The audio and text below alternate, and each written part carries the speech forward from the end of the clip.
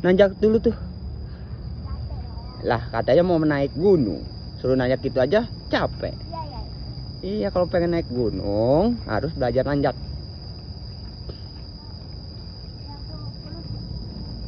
Biar apa? Biar pulus.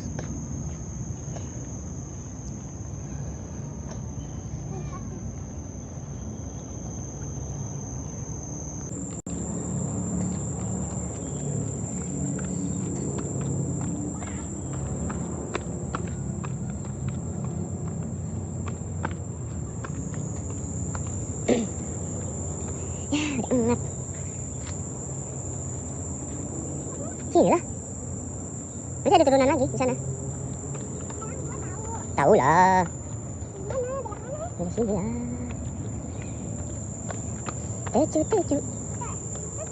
Lurus lah. Ya. Sini lanjut lagi. Harus kuat. Wah.